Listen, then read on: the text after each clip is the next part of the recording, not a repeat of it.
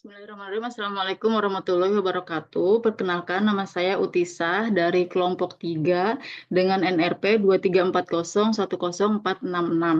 Kali ini mau membahas tentang proses persepsi. Apa sih proses persepsi?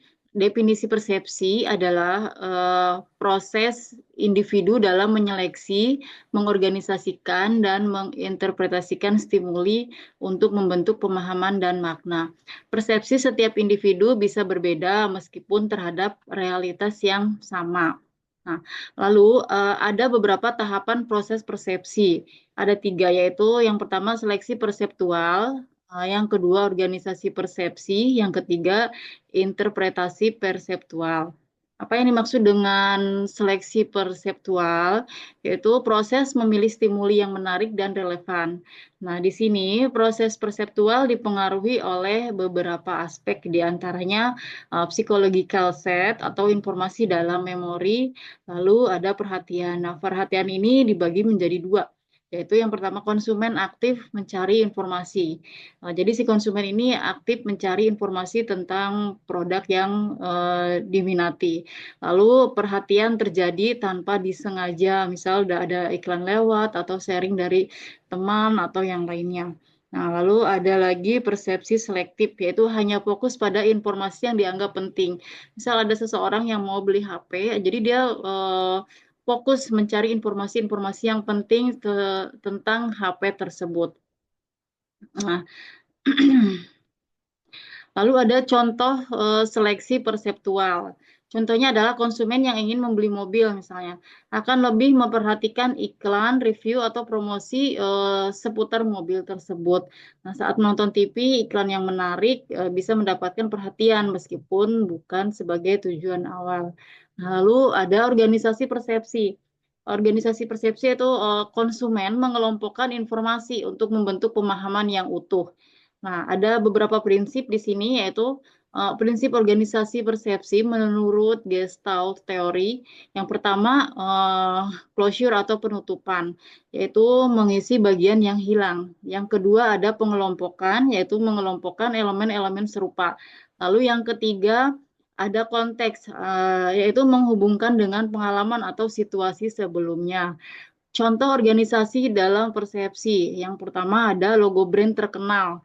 Jadi logo brand terkenal tetap dikenali meskipun hanya sebagian yang terlihat. Nah, lalu ada iklan dengan elemen visual dan suara menciptakan pengalaman yang lebih kuat. Nah, lalu ada interpretasi perseptual, yaitu proses memberikan makna pada stimuli yang diterima. Interpretasi perseptual ini bisa dipengaruhi oleh tiga aspek. Yang pertama pengalaman di masa lalu, yang kedua harapan dan kebutuhan individu, yang ketiga kondisi psikologis saat menerima stimuli.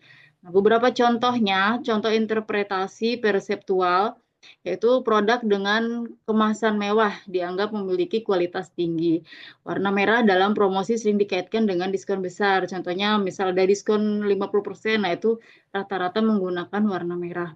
Lalu merebut perhatian konsumen. Strategi dalam pemasaran untuk menarik perhatian ya, salah satunya iklan yang unik dan mengejutkan. Lalu ada penggunaan musik dan visual yang menarik, ada warna yang mencolok dan elemen yang bergerak. Lalu ada ukuran iklan besar lebih mencolok. Nah, ini cara merebut perhatian konsumen ya. Strateginya ada 4. Nah, terus ada prinsip dalam proses persepsi, ada prinsip closure atau penutupan. Orang cenderung melihat gambar sebagai satu kesatuan meskipun tidak lengkap. Closure mendorong konsumen untuk mengisi bagian yang hilang, meningkatkan keterlibatan. Contohnya iklan dengan nama merek yang sebagian hurufnya hilang.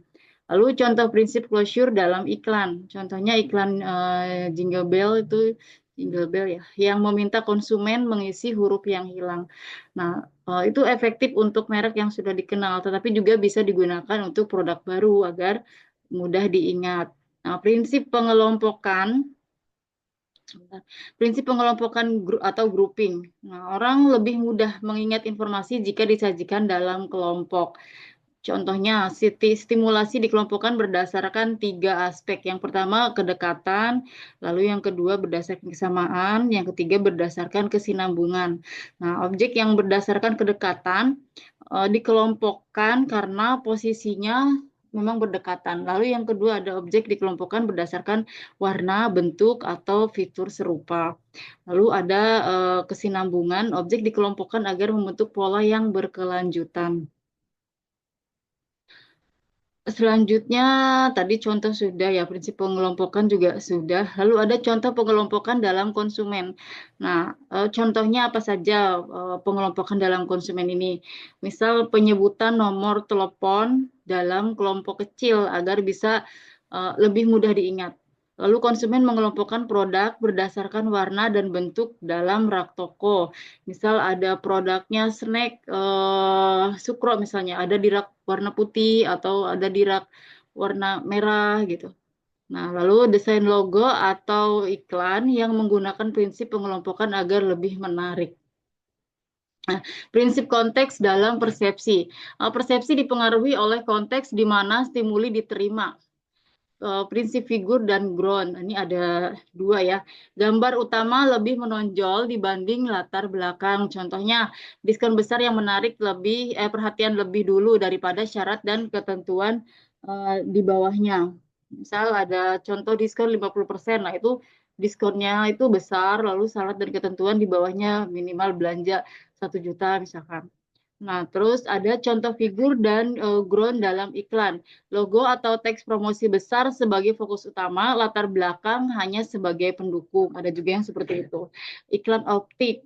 Contohnya iklan optik yang bisa dilihat sebagai 2 gambar berbeda tergantung perspektif. Nah, lalu ada interpretasi perseptual. Setiap individu menginterpretasikan informasi berdasarkan pengalaman dan ekspektasi mereka. Contohnya, jika seseorang pernah kecewa dengan suatu produk, mereka cenderung menginterpretasikan iklannya secara negatif. Lalu ada ekspektasi dan persepsi. Ekspektasi mempengaruhi cara konsumen menafsirkan suatu produk.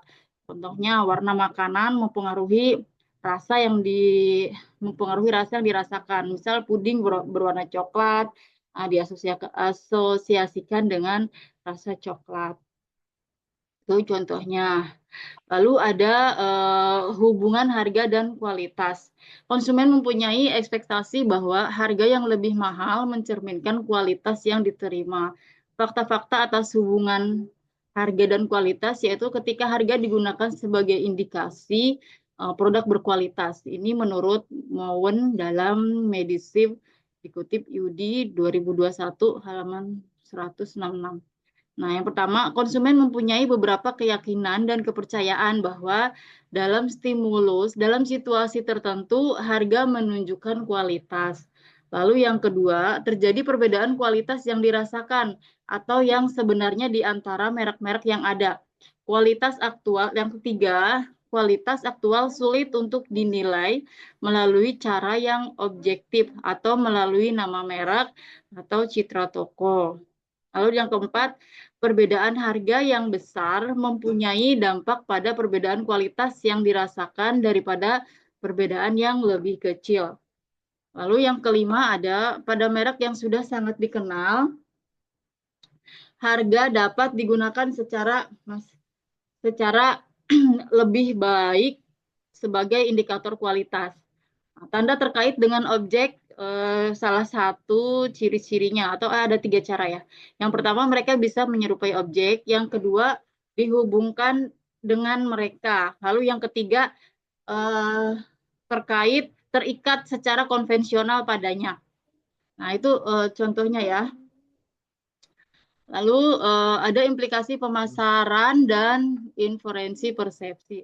Pemasar harus secara konstan mencoba memengaruhi citra konsumen dengan beberapa cara, 3 cara ya. Yang pertama membangun citra merek, yang kedua citra korporasi, yang ketiga membangun citra yang positif. Nah, sekian penjelasan dari saya tentang persepsi konsumen. Semoga penjelasannya bisa dimengerti.